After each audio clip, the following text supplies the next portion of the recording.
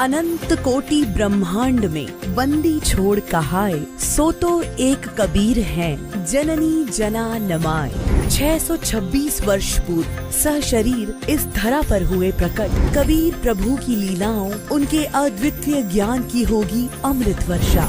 संत रामपाल जी महाराज जी के पावन सानिध्य में 2, 3 व 4 जून 2023 को कबीर परमेश्वर का 626वां प्रकट दिवस मनाया जा रहा है, जिसमें संत गरीब दास जी महाराज जी की अमृतमयी वाणी का अखंड पाठ किया जाएगा। तीनों दिन विशाल व अटूट धर्म भंडारे का आयोजन किया जा रहा है, जिसमें देसी घी में बने लड्डू का प्रसाद भी वितरित किया जाएगा। इतना ही नहीं, 3 जून 2023 को दहेज मुक्त विवाह व रक्तदान शिविर का आयोजन बड़े स्तर पर किया जाएगा तथा तीनों दिन निशुल्क नाम दीक्षा दी जाएगी। इस पवित्र समागम पर आप सभी सहपरिवार सादर आमंत्रित हैं। आयोजन स्थल सतलोक आश्रम, सोजत, राजस्थान। इस भव्य कार्यक्रम का सीधा प्रसारण आप साधना चैनल और पॉपुलर टीवी चैनल पर दिनांक 4 जून 2023 को सुबह 9:15 बजे से देख सकते हैं। नाम ब्रह्म की साधना है, उससे ब्रह्म लोक प्राप्ति होती है।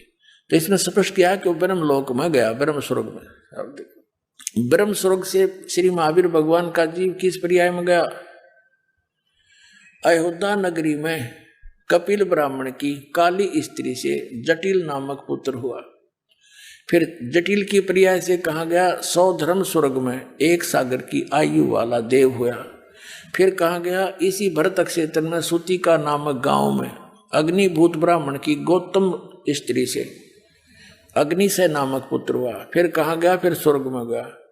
फिर स्वर्ग से कहा गया भरत क्षेत्र के मंदिर नामक गांव में गौतम ब्राह्मण की कोस की पत्नी से अग्निमित्र नाम का पुत्र हुआ।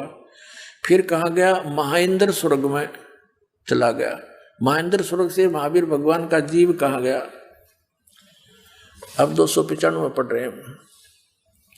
मंदिर नगर में सालकाय ब्राह्मण की पत्नी से भारद्वाज नामक पुत्र हुआ। भारद्वाज के शरीर को छोड़कर कहा गया महेंद्र स्वर्ग में देह हुआ। फिर वहां से महेंद्र स्वर्ग से कहा गया इतर निगोद में 1 सागर की आयु वाला नगोदिया जीव हुआ। नगोद से निकलकर महावीर भगवान का जीव कहा गया। अनेक को भाव धारण के इस प्रकार है। ओए होए, हे भगवान, अब कलेजा मुंह का होगा पुण्यात्मा जो थोड़ा सा भक्ति मार्ग पर लगा हुआ है। इन साधना करते करते ये बिरान मैटी, फिर क्या फायदा इस भक्ति का? कोट जन्म तन भरमत हो गए, कुछ नहीं हाथ लगा रे, कुकर शुक्र खरबा बोरे कौआ हंस। अब देखो क्या हालत है। अनेकों भाव धारण किए, उसके बाद अनेकों जीवन धारण किए। 1000 आक वृक्ष के भाव शरीर, 80,000 बार सीप के जीवन भाव, 20,000 बार नीम वृक्ष के भाव, 90,000 बार केली वृक्ष के भाव और 3,000 बार चंदन वृक्ष के भाव, 5 करोड़ बार कनेर वृक्ष के भाव, 60,000 बार वैश्या के शरीर जीवन और 5 करोड़ बार शिकारी, 20 करोड़ बार हाथी और 60 करोड़ बार गधा, गधे के भाव। पुण्यात्माओं, ये इतिहास उन्हीं का लिखा हुआ दिखा रहा दास, जिससे आपको दृढ़ होगा विश्वास कि सच्चाई ये जो की तो है जो भगवान ने बताई थी कि जो साधना तुम कर रहे हो उससे ये दुर्गति तुम्हारी सदा बनी रहेगी। और जो साधना हम बताएंगे, जो परमात्मा ने बताई है, उससे ये सब झंझट मिटेगा। तो बुद्धिमान ऐसा कौन है जो अभी भी डले होगा, इन साधनाओं को करता रहेगा? जब तक विकल्प नहीं था तो मजबूरी थी, अब रास्ता मिल रहा है फिर भी ग्रहण नहीं करते, तो ऐसा शायद ही कोई होगा। अब ग्रहण करनी पड़ेगी साधना, इसलिए प्रमाण दिखाए जा रहे। 60 करोड़ बार गधा, गधे के भाव और 30 करोड़ बार कुत्ता। हे भगवान, ये तो एक कब तेरा, इन दोनों में एक एक जीवन है। सारे पानी फिर जाए देवता वाले जीवना पे, बाढ़ में जाओ देवता पर, जब गधा बन के खड़ा हो क्या देवता रह गया? फिर उसकी क्या इज्जत रहेगी, क्या सुख रहा उसको? तो अब दया होगी परमात्मा के आपके ऊपर। अब देखो 60 करोड़ बार गधे के भाव, 30 करोड़ बार कुत्ते के जीवन भाव, 60 करोड़ बार नपुंसक के जीवन हिजड़ा बनकर रहा, 20 करोड़ बार स्त्री के जीवन, 90 लाख बार धोबी, 8 करोड़ बार घोड़े के जीवन और 20 करोड़ बार बिल्ली, 60 लाख बार गर्भपात से मरने। ओहो, माँ के पेट में मर गया, गर्भपात हो गया। ऐसे भी मनुष्य जीवन है जो गर्भपात होकर ही पूरे कर जाते हैं। अब आगे क्या बताते हैं देखो। और 80 लाख बार देव पर्याय को प्राप्त हुआ।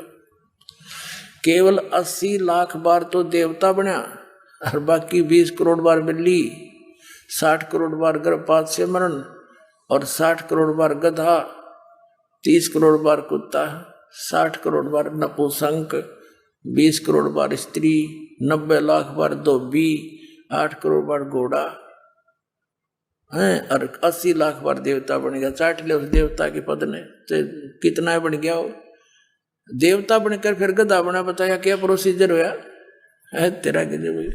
तो विकल्प नहीं था, परमात्मा ने दया करी, सतगुरु आए दया करी, ऐसे दीन दयाल और बंदी छोड़ वृत्तास का जठ अग्नि प्रसवाल। या दया करी परमात्मा ने आकर हमारे पे। और आगे देखो अभी कौन सा पीछा छूट गया देखना। 80 लाख बार देव पर्याय को प्राप्त हुआ। उपरोक्त भावों को प्राप्त करने के बाद महावीर भगवान ने किस पर्याय को प्राप्त हुआ? राजगृह नगर में सथावर नामक ब्राह्मण हुआ। सथावर ब्राह्मण से फिर महेंद्र स्वर्ग में 7 सागर की आयु वाला देव हुआ। महेंद्र स्वर्ग से कहा गया राजगृह में विश्वभूति राजा की जैनी रानी से विश्व नंदी नामक पुत्र हो गया। वहां से महाशुक्र स्वर्ग में देव हुआ। महाशुक्र स्वर्ग से कहा गया त्रिपृष्ठ नामक नारायण हुआ। त्रिपृष्ठ नारायण से फिर महावीर भगवान का जीव कहा गया 7वें नरक में गया, फिर नरक में डाला गया। 7वें नरक से महावीर भगवान का जीव कहाँ गया? 296 पर सिंहगिरी पर्वत पर सिंह शेर हुआ, पुनः फिर प्रथम नरक में गया। नरक से निकलकर श्री महावीर भगवान का जीव कहाँ गया? हिमवान पर्वत शिखर पर सिंह हुआ, वहां उसे एक अजिंत एवं अमित गुण नामक मुनिराज ने संबोधित किया। सिंह का जीव किस पर्याय में गया? सौधर्भ स्वर्ग में सिंह केतु नामक देव हुआ। ये सारा कुछ करता करता फिर यहाँ आ जाते हैं, हम थोड़ा सा शॉर्ट करते हैं। यहाँ बता कि सहस्र स्वर्ग से महावीर भगवान का जीव कहाँ गया? जम्बू द्वीप के छतरपुर नगर में नंदीवर्धन नामक राजा की वीरमती रानी से नंद नामक पुत्र हुआ। नंद का जीव कहाँ गया? पुष्पोत्तर विमान में देव हुआ। और उसके बाद 24 में तीर्थंकर महावीर भगवान हुए। और श्री महावीर भगवान के जीव ने कितने पाखंड मत चलाए? 363 पाखंड मत चलाए। बताओ भाई। अब इसका निष्कर्ष निकालते हैं थोड़ा सा। राजा ऋषभ देव जी से दीक्षा लेकर के मारीची ने साधनाएं की। वो वेदों अनुसार साधना है और ब्रह्म तक की साधना है। ब्रह्म और परब्रह्म और ब्रह्मा विष्णु महेश अन्य इन तक की जो पूजाएं हैं, उनसे जैसा कर्म प्राणी करता है दोनों भोगने पड़ते हैं, उसमें कोई परिवर्तन नहीं हो सकता। राजा ऋषभ देव जी से दीक्षा लेकर के मारीची ने साधनाएं की।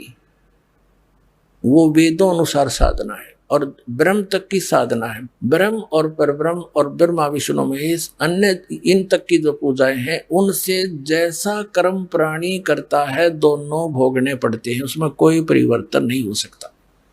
तो जिस आधार से वो पुण्यात्मा पुण्यों के आधार से स्वर्गों में गया, देवता बना 80 लाख बार, और फिर गधा भी बना, कुत्ता भी बना, 60 करोड़ बार गधा, 30 करोड़ बार कुत्ता, रोते गिनती नहीं।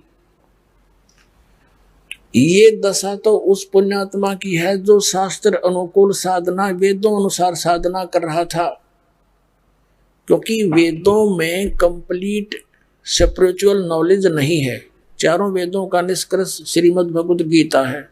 श्रीमद् भगवद गीता अध्याय नंबर 4 के श्लोक नंबर 32 और 34 में स्पष्ट किया है कि सच्चिदानंद घन ब्रह्म ने अपने मुख कमल से आकर जो ज्ञान दिया है, उसमें कंप्लीट स्पिरिचुअल नॉलेज है, संपूर्ण अध्यात्म ज्ञान है और वो तत्व ज्ञान है। चौथे अध्याय के 34वें श्लोक में कहा कि उस तत्व ज्ञान को तू तत्वदर्शी संतों से जाकर समझ। इससे सिद्ध है कि गीता ज्ञानदाता भी कंप्लीट ज्ञान नहीं बता पा रहा, उसने ऑप्शन छोड़ दिया है तत्वदर्शी संतों से पूछो।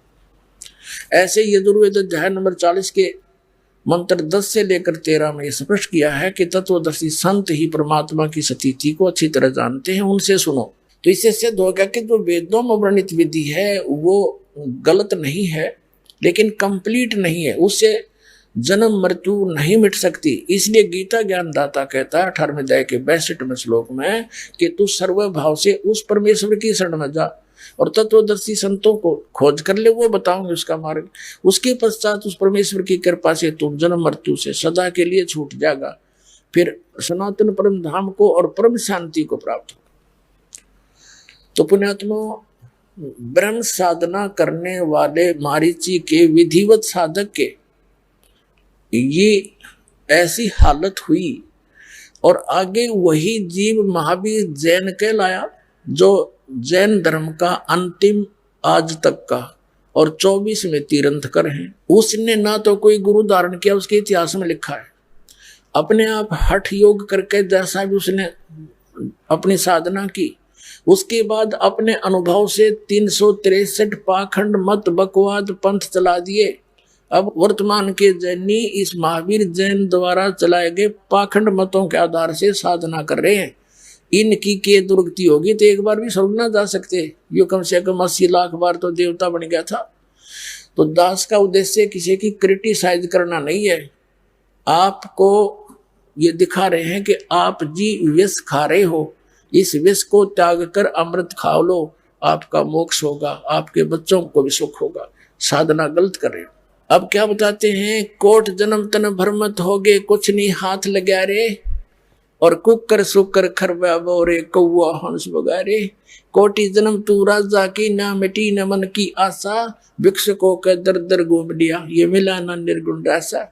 ये साधना नहीं मिली। आप ऐसे कठिन साधक भी रहे हो, घर त्याग गए, जंगल में चले गए, नगरी से भिक्षा मांग लाए, सूखी रोटी जैसी भी मिली खाली, बाकी रखती वहीं पर सूख जाती थी, अगले दिन भेकर खा लेते थे 2-2-3 दिन तक उस एक दिन की भिक्षा से, और जंगलों में अपना टाइम पास करते थे, भक्ति करते थे। उससे क्या मिला कि इंद्र कुबेर ईश की पदवी, ब्रह्मा वरुण धर्मराया, विष्णुनाथ के पुर को जाकर तो फिर भी वापस आया। क्या बताते हैं कि भिक्षुक होकर तू दर दर घूमया, मिला ना निर्गुण रासा। ये साधना ना मिलने से, सच्ची साधना ना मिलने से, तो ऐसी कठिन साधना करके भी उच्च पदों को प्राप्त करके, ब्रह्मा विष्णु महेश तक की पदवी को प्राप्त करके, इंद्र तक की पदवी को प्राप्त करके भी तो फिर वापस यही जन्म मृत्यु में चक्कर काट रहा है। इसलिए क्या बताते हैं, असंग जन्म तन मर्त्या होगे, जीवित क्यों न मरे रे, द्वादश मध्य मैल मठ बोरे, बोर न दे धरे रे।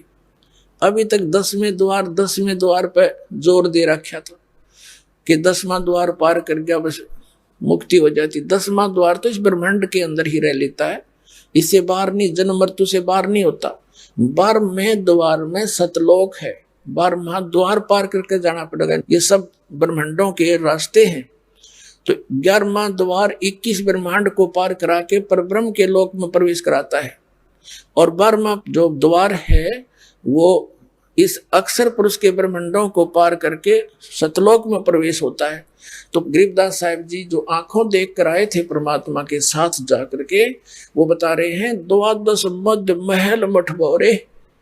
वो महल, वो स्थान, वो मठ, वो स्थान जहां जाने के बाद फिर लौटकर संसार में नहीं आते, वो 12वें द्वार को पार करके है। द्वादश मध्य महल मठ बोरे, बहुर ना दे धरे रे। वहां जाकर फिर जन्म मृत्यु नहीं होती। फिर क्या बताते हैं, असंग जन्म तन मर्त्या होगे, जीवित क्यों ना मरे रे।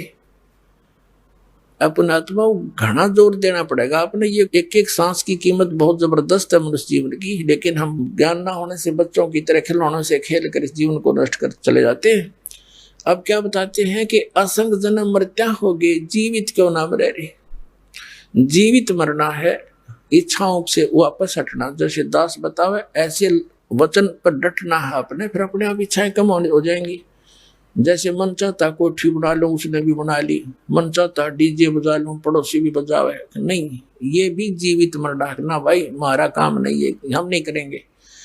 फिर जीवित मरना है, जैसे कोई व्यक्ति, जैसे आपको उदाहरण दिए 5 लाख के एग्रीमेंट के चक्कर में भगवान भक्ति छोड़ के और दौड़ा जा रहा था, ना वो बालक रहे जिसके लिए माया जोड़े था, ना खुद रहा है, और भगवान भी ना मिला। तो कहने का भाव ये है, जैसे एक व्यक्ति नाइट सर्विस से जा रहा था, सुबह वापस आना था, अपना मकान बना हुआ था, तो नाइट सर्विस वाली उस बस की दुर्घटना में वो मृत्यु को प्राप्त हो गया। अब कितनी स्पीड तो जा रहा था, रात में जाकर वापस आऊंगा, अब वो आप पहना रहे, वो कोठन कौन बनाओगा, क्या करेगा उसको ठेका। तो कहने का भाव ये है कि जब आप सत्संग के निकट आवे और मन बकवाद करे, तो परमात्मा के इस विधान ने याद कर ले कि मान लीजिए हमारी मृत्यु हो जाती है, मृत्यु होगी तो फिर ये सारा साजबाज जिसके कारण हम भगवान के मार्ग पर नहीं लग पा रहे, यहाँ नहीं पहुंच पा रहे, तो परमानेंट टिकट कट गई। तो नो सोच ले 3 दिन के लिए मैं मर गया और कति छोड़ कर चल पड़े उस काम में। एक स्थिति ऐसी भी आएगी, लेकिन आएगी धीरे धीरे। तो फिर नो सोच ले 3 दिन के अंदर जो कोई काम बिगड़ेगा, खराब होगा, उसने फिर जाकर ठीक कर लेंगे, और परमानेंट टिकट कट की जब भी तो वही रह जाएगा यहीं पर।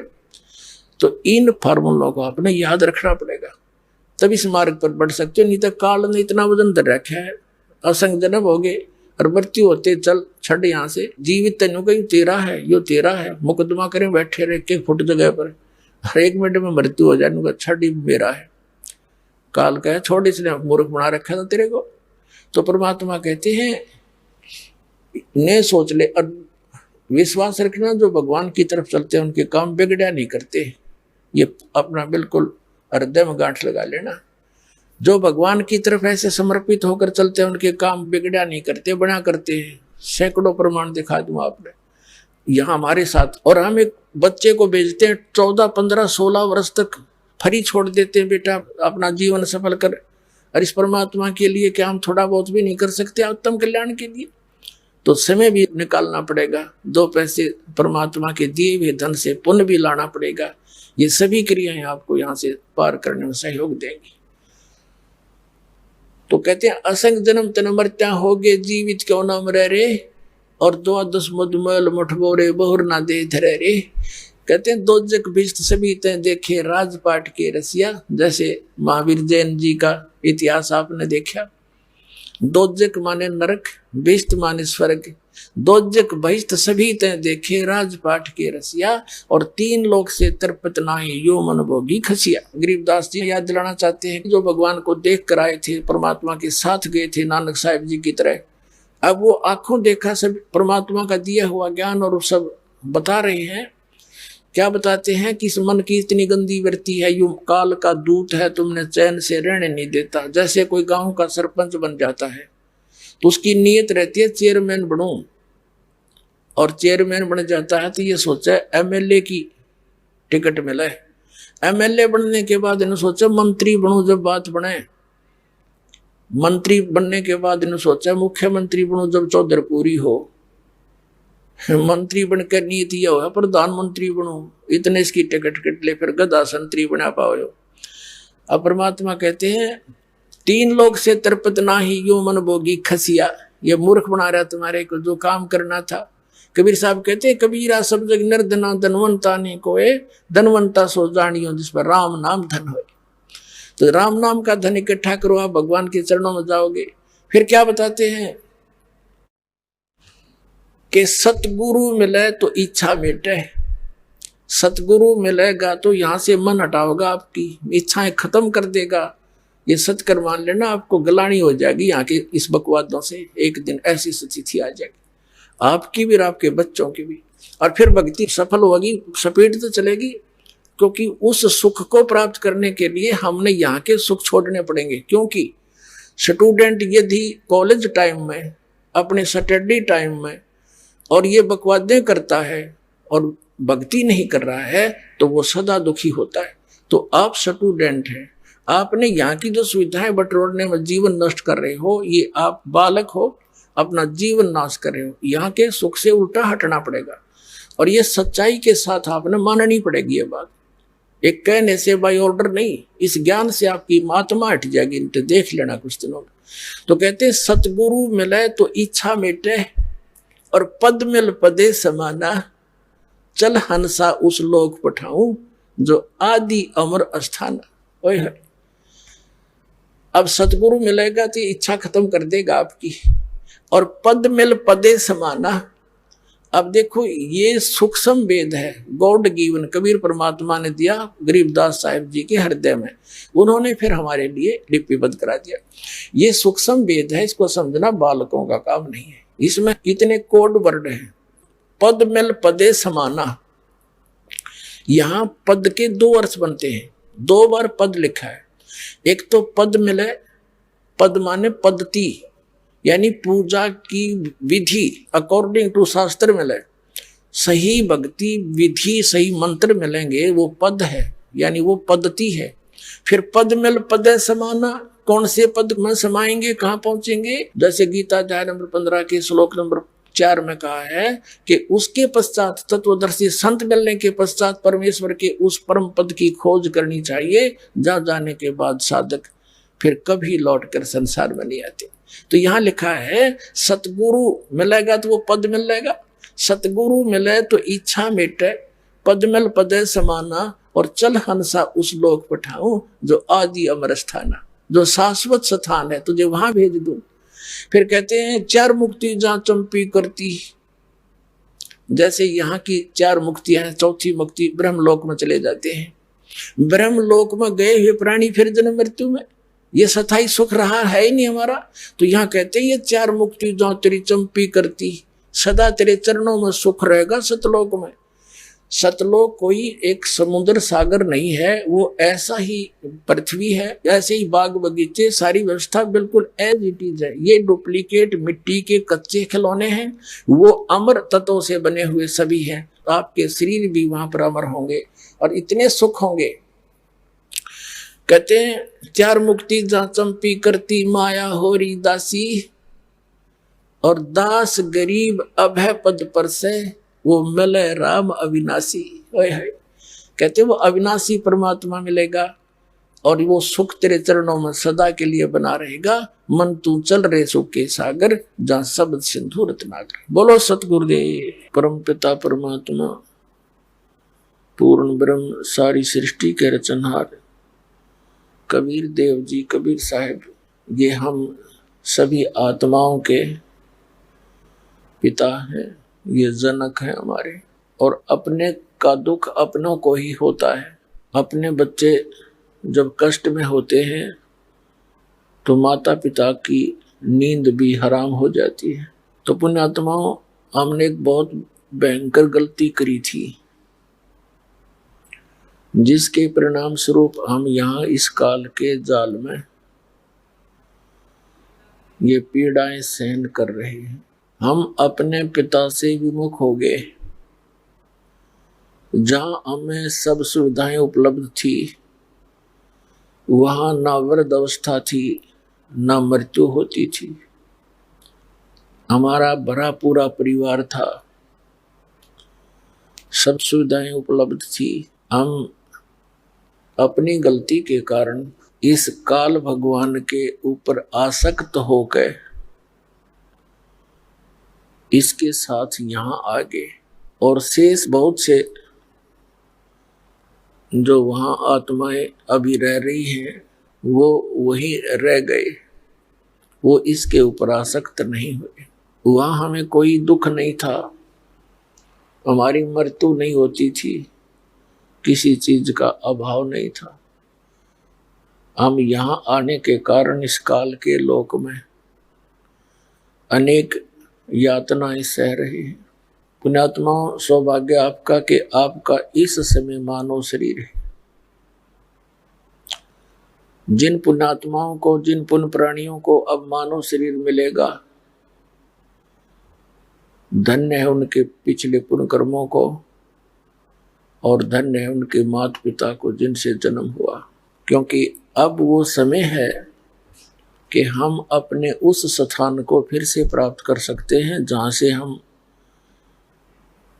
बिछुड़ कर आए थे। जो सुख में सतलोक के अंदर था, उस अविनाशी शाश्वत स्थान के अंदर था, उस सुख की आत्मा को अभी भी याद है और उस सुख को खोज रहा है ये प्राणी इस काल के लोक में। चीनी की बोरी का कीड़ा और नमक की बोरी में चढ़ जाए, उसके किसी कोने में वो घूमता रहे, उसको वो टेस्ट नहीं आ सकता। कलर एक जैसा है, बोरी एक जैसी है, ठीक इसी प्रकार हम उस चीनी की बोरी को छोड़कर इस नमक की बोरी में चढ़ गए और यहाँ हम उस चीनी वाला सुख खोज रहे हैं इस काल के 21 ब्रह्मांड रूपी नमक की बोरी में। ये कभी नहीं हो सकता, या है ही नहीं, वो वस्तु ही नहीं है, तो मिलेगा कैसे, सुख होगा कहाँ। हमने फिर इस झूठे सुख को ही सुख मान लिया। परमात्मा कहते हैं झूठे सुख को सुख कहे ये मान रहा मनमोद, ये सकल चबीना काल का कुछ मुख में कुछ गुप्त।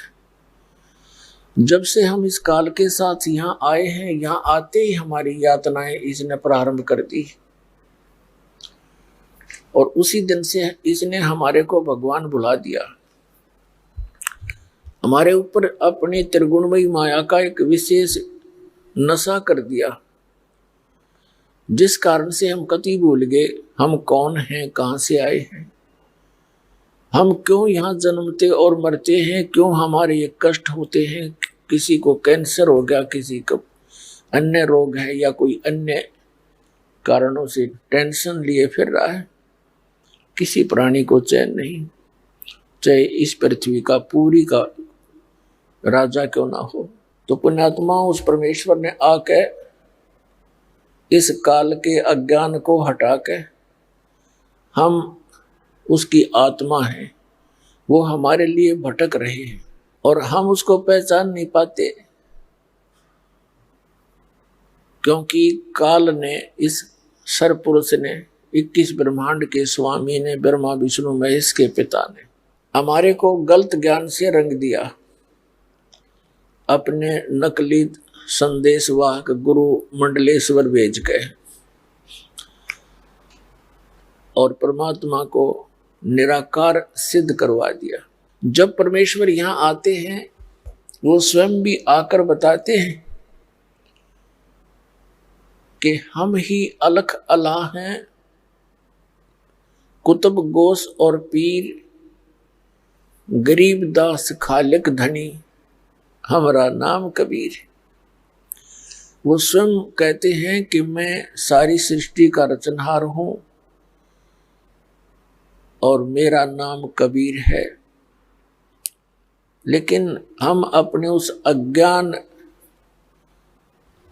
विधान के अनुसार परमात्मा को रिजेक्ट कर देते हैं कि परमात्मा तो निराकार है।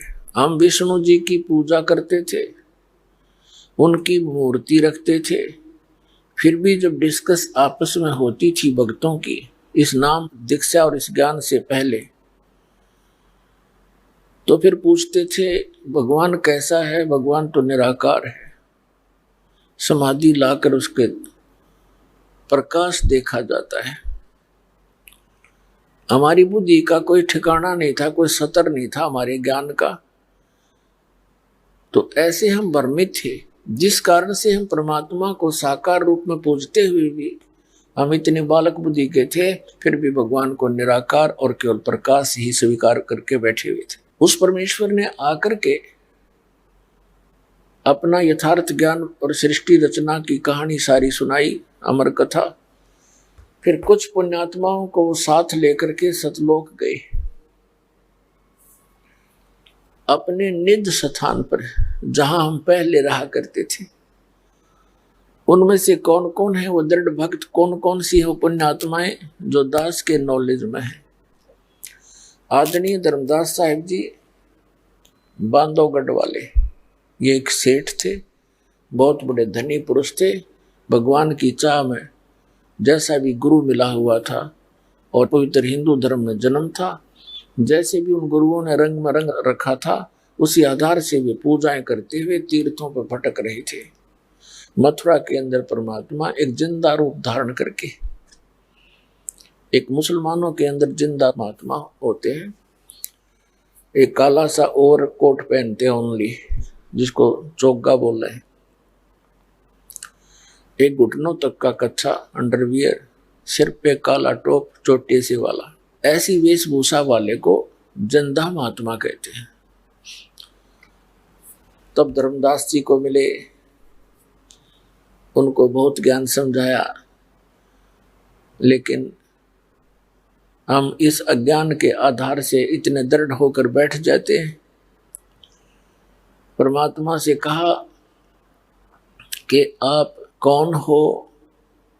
तब परमेश्वर ने कहा कि मैं परमात्मा हूं जिसकी तुम्हें तलाश है। तब धर्मदास जी ने कहा कि आप तो साकार दिखाई दे रहे हो, परमात्मा तो निराकार है। तब परमेश्वर ने कहा कि आप विष्णु जी की पूजा और ये मूर्ति किस लिए लिए हुए हो? ये विष्णु जी क्या है? तब धर्मदास जी ने कहा कि विष्णु हमारे भगवान हैं। तो क्या विष्णु जी साकार हैं या निराकार? कि विष्णु जी तो साकार हैं, फिर परमात्मा कैसा है? कि परमात्मा तो निराकार है। परमात्मा ने कहा फिर विष्णु जी क्या है जो परमात्मा निराकार है? तो नो आंसर, फिर मौन धारण कर लिया। तब परमेश्वर ने कहा कि मैं विधेयी हूं भाई। अब धर्मदास के यह गले उतरे नहीं कि आपका दिख देही तुम कहो विधेयी। तब परमात्मा ने कहा धर्मदास देख, मेरे हाथ लगा के देख, जो तुम्हारा शरीर है ना, ऐसा नहीं है मेरा शरीर। मेरा हार्ड चाम का पुतला नहीं है, मेरी अमर काया है। इसमें नाड़ी आदि का जोड़ जुगाड़ नहीं है, हार्ड मांस नहीं है। अब धर्मदास ने देखा रुई जैसा शरीर मालिक का ऐसे, फिर भी गले बात नहीं उतरी। कहने का भाव ये है कि परमात्मा ने कई बार झटके वटके देकर अंतर ध्यान हो गए परमात्मा सामने से। तब धर्मदास जी का एकदम झटका सा लग गया कि सचमुच ये तो परमात्मा ही थे। फिर परमात्मा उस प्यारी आत्मा को सतलोक लेकर गए। जब सतलोक में जाकर देखा, वही जिंदा वाला रूप ही उस अनंत कोट ब्रह्मांड के संचालक के रूप में सिंहासन पर विराजमान है। सिर पे मुकुट है और तेजों में शरीर है, ऊपर छत्र है, बहुत बड़ा गुम्बद है। सतलोक एक पृथ्वी है सफेद कलर की, उसका तेज बहुत घना है, बहुत नूरी है, और वहां सब व्यवस्था है। बाग बगीचे हैं, सदाबहार वृक्ष हैं, झरने बह रहे हैं, प्रत्येक पदार्थ अमर है। जैसे उस सतलोक का एक सैंपल है यहाँ पर, जो गंगा दरिया का जल है, ये सतलोक से आया हुआ है। परमात्मा ने अपने एक मटेरियल की, वहाँ के पदार्थ की एक पहचान बताने के लिए ये सतलोक से भेज रखी है। ये निरंजन के लोक में आती है, वहाँ से फिर विष्णु के लोक में आती है, विष्णु के लोक से फिर शिव के लोक में आती है, शिव के लोक से फिर ये पृथ्वी के ऊपर आती है। इसके आने का तरीका जैसे समुद्र से वाष्प उठती हैं, बादल रूप धारण कर लेती हैं, अरबों टन पानी ऊपर घूम रहा है बगैर किसी सपोर्ट के, और जहाँ चाहे परमात्मा उसका पानी बनाकर वर्षा कर देता है। ऐसे ही वहाँ से सतलोक से नीचे आई, उसका प्रारूप बदल कर परमात्मा ने वहाँ प्रकट की। वहाँ शिवलोक में, विष्णु लोक में ये गंगा एज इट इज ही है। उसके बाद फिर उसको फिर दूसरा प्रारूप बदल के और यहाँ गौमुख के पास उस बर्फ के अंदर कन्वर्ट कर दी मालिक ने। वहाँ से ये पानी बनकर नीचे आ रहा है और ऊपर से वो लगातार आ रही है। तो इस जल को आप कितने दिन कहीं रख लो, किन्हीं परिस्थितियों में ये खराब नहीं होता। ऐसे वहाँ दूधों की नदी बहती है, वहां पर सदाबहार वृक्ष है, ऐसे अमृत जल है वहां का। क्योंकि वहां से चलकर यहाँ तक आने में इस काल के 21 ब्रह्मांड में इतनी बदबू उठ रही है। जब हम सतलोक से वापस यहाँ आते हैं तो इसके अंदर आते ही आभास होता है कि बहुत गलत ठिकाना है। गरीबदास साहिब जी कहते हैं कि 100 योजन पर जाती है यह दुनिया की दुर्गंध। 100 योजन, 1 योजन 4 कोस का, 1 कोस 3 किलोमीटर का,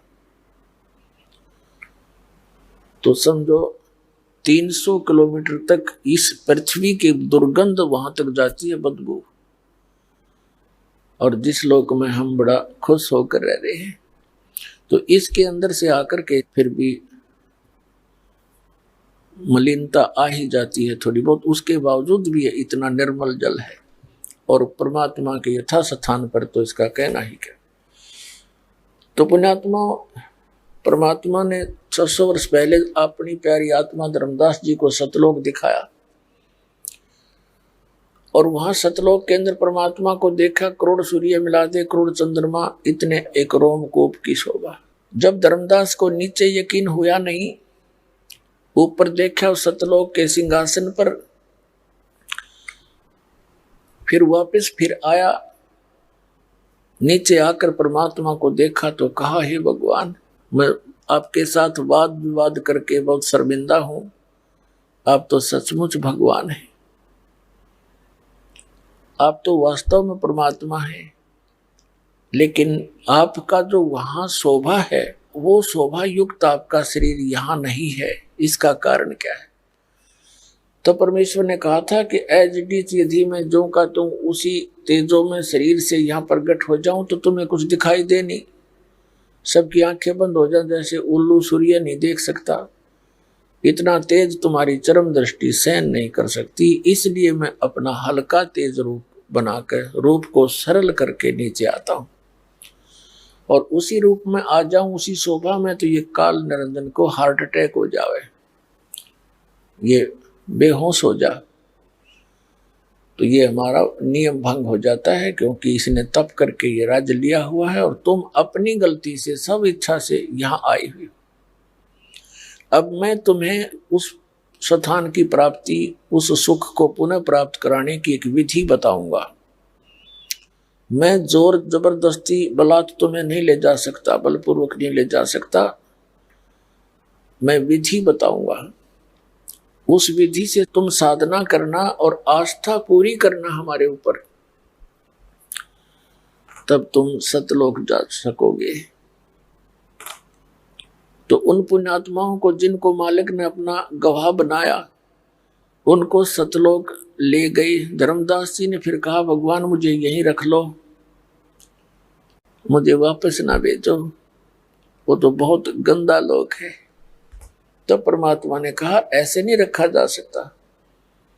आप यहां से जब गए भक्ति युक्त थे, तुम परिपूर्ण थे भक्ति से। अब तुम्हारी भक्ति, तुम्हारी जो शक्ति, वो बिल्कुल खत्म हो चुकी है, और तुम्हारे ऊपर काल का बहुत घना ऋण है।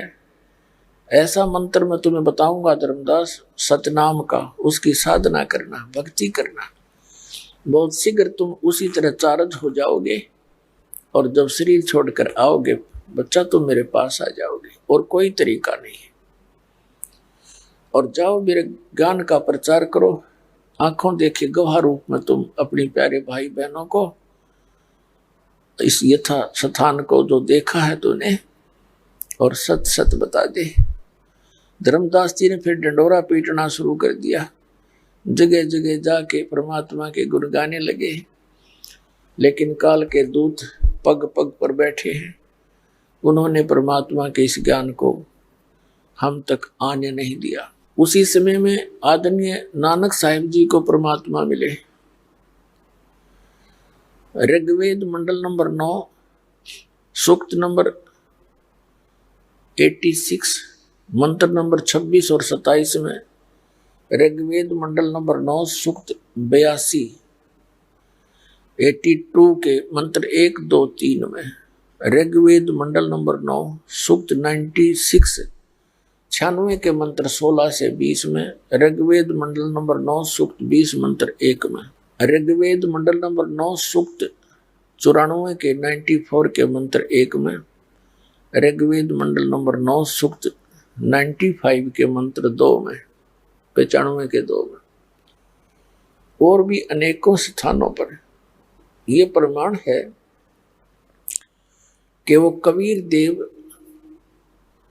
वो परम अक्षर ब्रह्म सतलोक में रहता है ऊपर, और वहां से वो गति करके आता है, चल के आता है सह शरीर, अच्छी आत्माओं को मिलता है जो दृढ़ भक्त होते हैं, उनको उपदेश देता है, ज्ञान सुनाता है।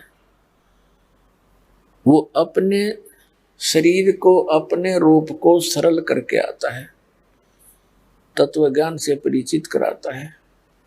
तो उसी अपनी लीला आधार से परमात्मा आदरणीय नानक साहिब जी को मिले थे। जिस समय नानक साहिब जी सुल्तानपुर के अंदर एक नवाब के यहाँ नौकरी किया करते थे, और प्रतिदिन वो बेई नदी में स्नान करने के लिए जाया करते थे। वहाँ घाट बना हुआ था, सुल्तानपुर नगर के साथ ही, शहर के साथ ही वो बेई नदी बह रही है। एक दिन परमात्मा नानक साहिब जी को मिले और उनसे डिस्कस हुई, प्रार्थना की कि मैं भक्त हूँ और आपके विषय मुझे बहुत कुछ सुना है कि आप बड़े महान आत्मा हो, मुझे कुछ ज्ञान मार्ग बताओ। तो नानक साहिब जी ब्रजलाल पांडे से गीता पढ़ा करते थे, और उस ब्राह्मण ने, गुरु ने श्री विष्णु जी को सुप्रीम पावर, जैसा कि हिंदू समाज के अंदर एक लोक वेद फैला हुआ है, तो उन्होंने बताया कि विष्णु जी सर्वेश्वर हैं, ये अजरो अमर हैं, सर्वशक्तिमान हैं, इनके कोई माता पिता नहीं है। तो ऐसे काफी डिस्कस हुई, जैसे धर्मदास साहिब जी के साथ हुई थी, ऐसे ही नानक साहिब जी के साथ हुई। तो परमात्मा ने 3-4 प्रश्न किए थे। परमात्मा ने नानक साहिब जी से पूछा था कि गीता जी का ज्ञान किसने बोला?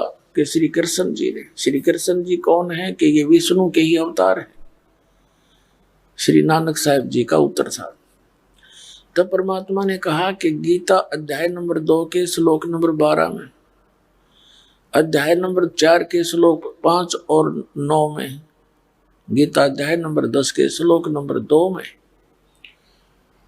आप मानते हो कि श्री कृष्ण यानी विष्णु जी ने ये गीता ज्ञान दिया? तो ये खुद कह रहे हैं मेरे तो अर्जुन जन्म और मृत्यु होते हैं, तू नहीं जानता, मुझे ज्ञान है।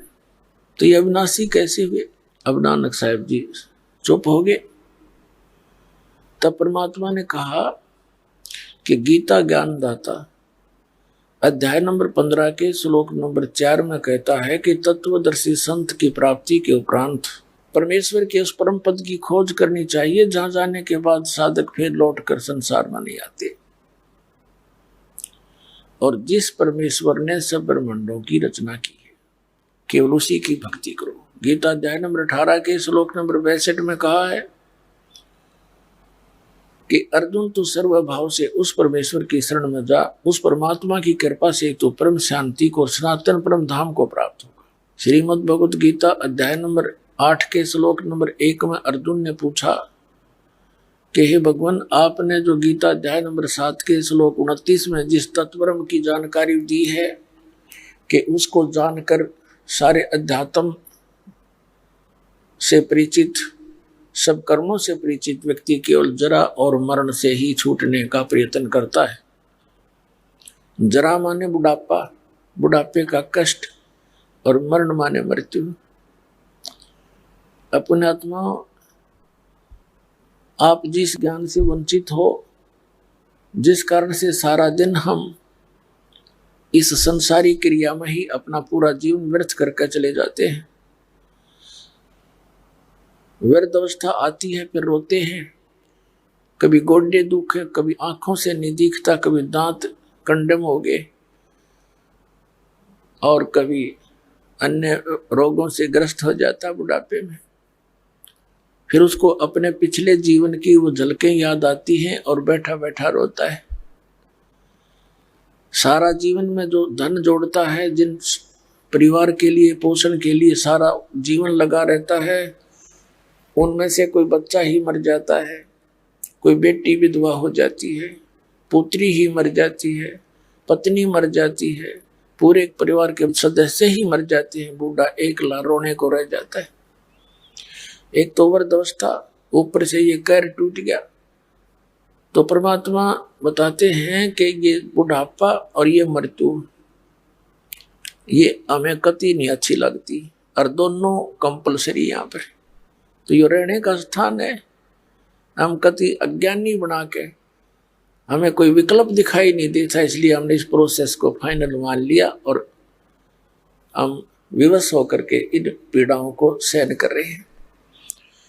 अब परमात्मा ने आके बताया कि वह सतलोक के अंदर ये जरा और मरण नहीं है, वहां वृद्धावस्था नहीं, ना मृत्यु बता।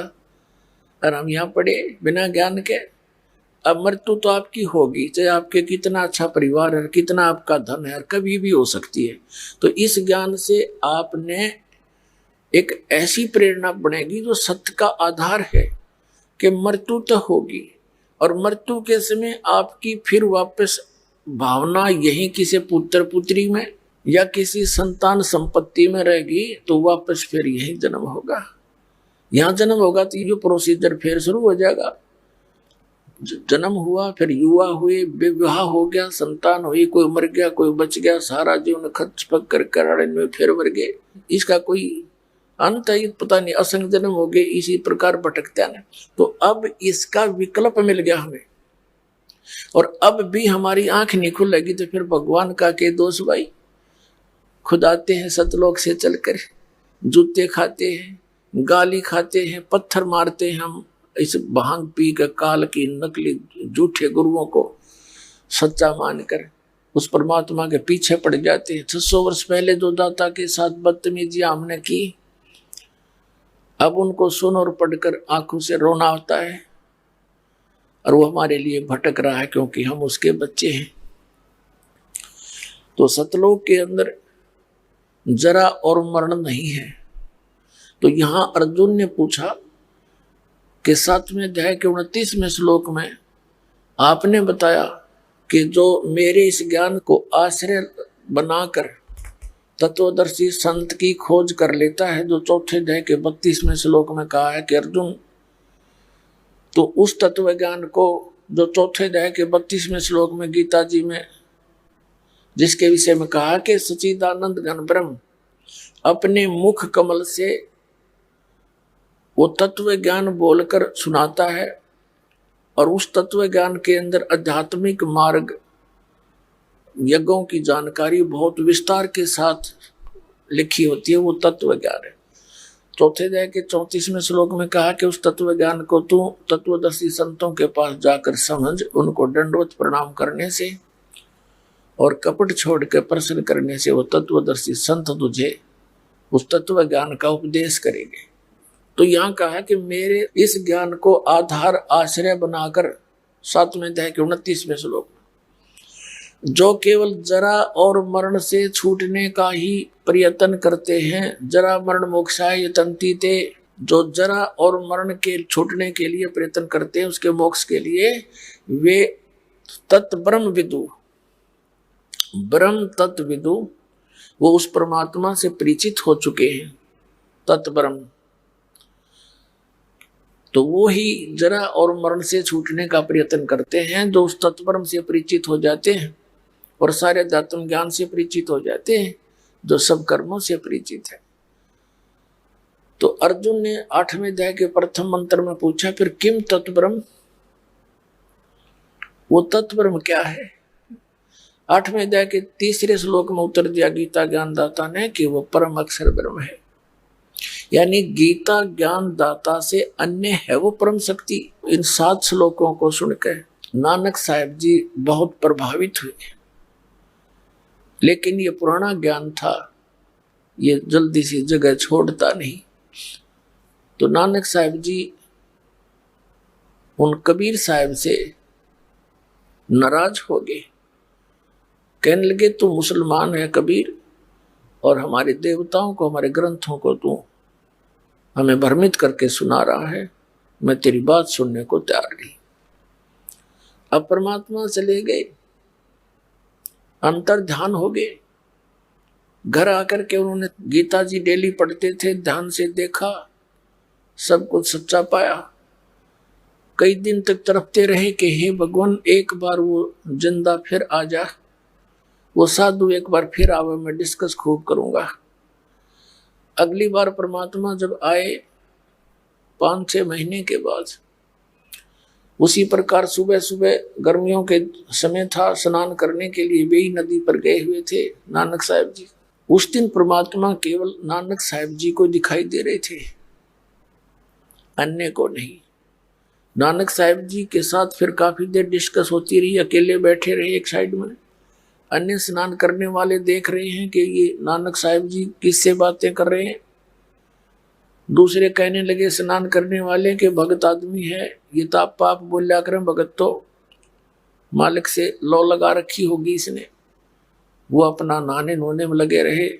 तब परमात्मा ने कहा, कबीर साहब ने नानक साहब जी से कहा कि प्यारी आत्मा, तेरे 60,000 जन्म तो अच्छी आत्मा की हो रही है, जब से तो हमसे बिछुड़ कर आए हो। सतयुग में आप राजा अम्बरीश थे, त्रेता में राजा जनक थे, और बाकी समय का पुण्य आपने स्वर्ग में समाप्त किया।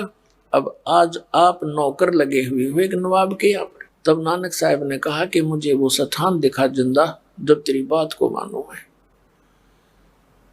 तो नानक साहब जी जो ही स्नान करने के लिए बेई नदी में प्रवेश किया, वहां से उनको अंतर ध्यान कर दिया। लोगों ने सोचा वो डूब गए, तो पूरा नगर खोजने में लग गया। राजा ने भी भेज दिए सैनिक जाल ले लेकर। परमात्मा ले गए उनको अप स्ट्रीम में, अंदर ही अंदर, वहां जाकर बाहर निकाल।